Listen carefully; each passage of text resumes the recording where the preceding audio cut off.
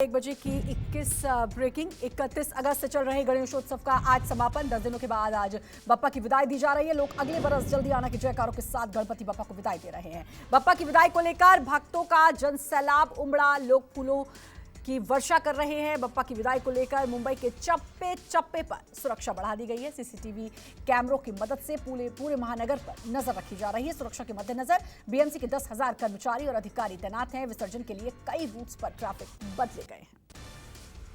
दिल्ली के आजाद मार्केट में 4 मंजिला निर्माणाधीन बिल्डिंग गिरी। हादसे में 4 लोग घायल। मलबे में 5 लोगों के दबे होने की आशंका। राहत बचाव का काम जारी। सकरी गली होने की वजह से रेस्क्यू ऑपरेशन में दिक्कत आ रही है। मौके पर फायर ब्रिगेड की गाड़ियां मौजूद।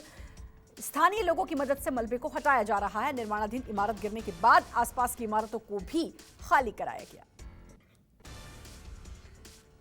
दिल्ली में केजरीवाल सरकार के खिलाफ बीजेपी का प्रदर्शन। बीजेपी अध्यक्ष आदेश गुप्ता के नेतृत्व में केजरीवाल सरकार के खिलाफ बीजेपी कार्यकर्ताओं ने की नारेबाजी। इस दौरान बीजेपी ने आप सरकार के कई मंत्रियों का पुतला दहन किया। केजरीवाल सरकार के 7 मंत्रियों के आवासों को घेराव कर रही है। बीजेपी ने प्रदर्शन के दौरान शराब घोटाले पर मनीष सिसोदिया को बर्खास्त करने की मांग की है।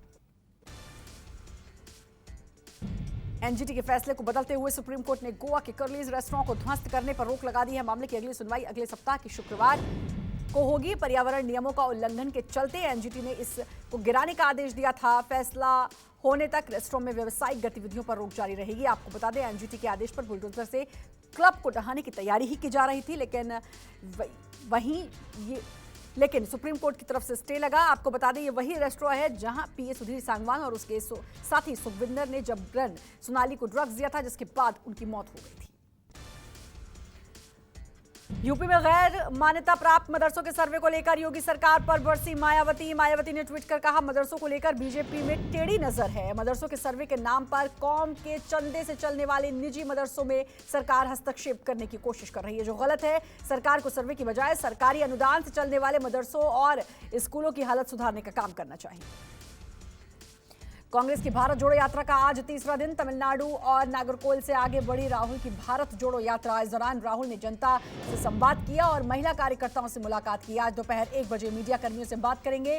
कांग्रेस की भारत जोड़ो यात्रा 150 दिन चलेगी। तमिलनाडु से कन्याकुमारी से शुरू होकर जम्मू कश्मीर तक 3,500 किलोमीटर की यात्रा होगी। राहुल गांधी ने 7 सितंबर को तमिलनाडु के श्रीपेरुम्बदूर से यात्रा की शुरुआत की। आजादी के अमृत महोत्सव पर केंद्रीय गृह मंत्री अमित शाह ने fit India freedom rider biker rally को हरी झंडी दिखाकर रवाना किया। ये बाइकर रैली 250 से ज्यादा जिलों का भ्रमण करेगी। रैली 75 दिनों में 18,000 किलोमीटर का सफर करके देश के 75 महत्वपूर्ण स्थानों पर पहुंचेगी। रैली आजादी के अमृत महोत्सव का प्रचार करेगी और वापस दिल्ली लौटेगी। इस दौरान केंद्रीय मंत्री अनुराग ठाकुर, मीनाक्षी लेखी और सांसद डॉक्टर हर्षवर्धन भी मौजूद रहे। ममता ने 2024 का बजाया चुनावी बिगुल। विपक्षी एकता का दम भरते हुए नीतीश, हेमंत, अखिलेश सब साथ हैं। 24 में सब मिलकर दिखाएंगे दम। नीतीश और हेमंत सोरेन के साथ लड़ेंगे चुनाव। ममता ने आगे कहा, राजनीति एक जंग का मैदान है। हमने 34 साल तक लड़ाई लड़ी है। ममता ने झारखंड के राजनीतिक संकट का जिक्र करते हुए कहा कि वे झारखंड को बेच रहे हैं। हमने झारखंड को बचाया और विधायकों को गिरफ्तार करवाया। तनातनी के बीच आज होगी दिल्ली के उपराज्यपाल और मुख्यमंत्री की बैठक। ये बैठक शाम 4 बजे प्रस्तावित है। बैठक आरोप प्रत्यारोप के बीच हो रही है। इससे पहले 4 बार ये बैठक अलग अलग वजह से स्थगित हो गई थी। 1 सितंबर को होने वाली बैठक अरविंद केजरीवाल के गुजरात दौरे की वजह से नहीं हो पाई। सियासी लड़ाई बढ़ने के बाद आज ये मीटिंग काफी अहम होने वाली है। आज से आम जनता के लिए सेंट्रल विस्टा एवेन्यू खुला। भारी संख्या में लोग सेंट्रल विस्टा एवेन्यू देखने के लिए पहुंचे हैं। इसके लिए दिल्ली मेट्रो ने यात्रियों को इंडिया गेट और सेंट्रल विस्टा जाने के लिए बस सेवा मुहैया कराई है। ये इलेक्ट्रिक बसें भैरव रोड से यात्रियों को पिक करके नेशनल स्टेडियम सी हेक्सकॉन के गेट नंबर 1 पर उतारेगी। आपको बता दें कि कल पीएम मोदी ने राष्ट्रपति भवन से इंडिया गेट के बीच कर्तव्य पथ देश को समर्पित किया था। बंगाल की सीएम ममता बनर्जी केंद्र सरकार पर भड़की। दिल्ली के कर्तव्य पथ पर नेताजी सुभाष चंद्र बोस की प्रतिमा को लोकार्पण समारोह में न्योते की भाषा पर ममता बनर्जी ने नाराजगी जताई। ममता ने नाराजगी जताते हुए कहा कि मैं कोई बंधुआ मजदूर नहीं। नेताजी की प्रतिमा के उद्घाटन समारोह को लेकर ममता को भेजे आमंत्रण में कहा गया कि पीएम प्रतिमा का उद्घाटन करेंगे। कार्यक्रम शुरू होने से पहले मौजूद रहे।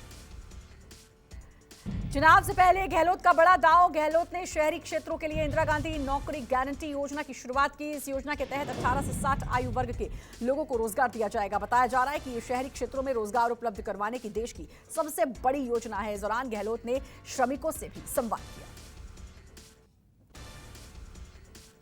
आज केंद्रीय गृह मंत्री अमित शाह जैसलमेर दौरे पर हैं। जैसलमेर में शाह बॉर्डर टूरिज्म के शिलान्यास समारोह का उद्घाटन करेंगे। उद्घाटन कनोट माता परिसर में होगा। इस दौरान अमित शाह बीएसएफ के जवानों को संबोधित करेंगे।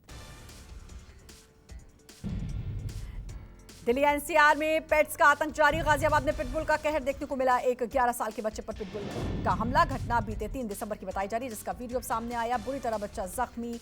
घटना पास में लगे सीसीटीवी में कैद हो गई। चेहरे पर तकरीबन 200 टांकियां। पालतू डॉग को लेकर विवाद थमने का नाम नहीं ले रहा। नोएडा के सेक्टर 150 जेपीएमएन सोसाइटी में डॉग ओनर से रेजिडेंट महिला की तू-तू मैं। महिला ने डॉग ओनर को लिफ्ट में जाने से रोका। ओनर सारे नियम ताक पर रखकर लिफ्ट में चला गया। महिला का आरोप है कि उसे लिफ्ट में पहले नहीं जाने दिया गया। डॉगी के मुंह पर मास्क नहीं था। महिला ने कहा, डॉग की घटनाओं से खौफ है। ब्रिटेन में सबसे लंबे समय तक राज करने वाली महारानी एलिजाबेथ द्वितीय का स्कॉटलैंड के बालमोरल कैसल में निधन हो गया। वो 96 साल की थी। महारानी 70 साल तक शासन उन्होंने किया। बकिंघम पैलेस ने क्वीन एलिजाबेथ द्वितीय के निधन की घोषणा पैलेस के बाहर पोस्टर लगा के की। महारानी का अंतिम संस्कार उनके निधन के 10 दिन बाद होगा। एलिजाबेथ द्वितीय के निधन पर प्रधानमंत्री नरेंद्र मोदी ने ट्वीट कर लिखा, महारानी एलिजाबेथ द्वितीय को हमारे समय की दिग्गज के रूप में याद किया जाएगा। इस दुख की घड़ी में मेरी संवेदनाएं उनके परिवार और ब्रिटेन के लोगों के साथ हैं।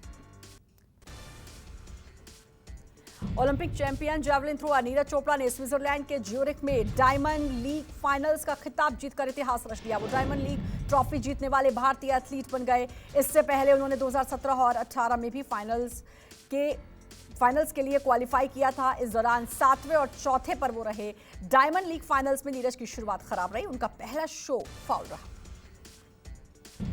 महाराष्ट्र के कई हिस्सों में भारी बारिश के बाद जनजीवन अस्त व्यस्त हुआ। मुंबई, ठाणे, नासिक में कई घंटों की तेज बारिश के बाद निचले इलाकों में पानी भरा। मौसम विभाग ने भारी बारिश की चेतावनी दी। नवी मुंबई में भारी बारिश के चलते सड़कों पर काफी जाम हो गया। ठाणे में बरसात के बाद कई गाड़ियां पानी में फंस गई। मुंबई इलाके की सड़कें पानी में डूब गई। कई इलाकों में घुटनों तक पानी भरा।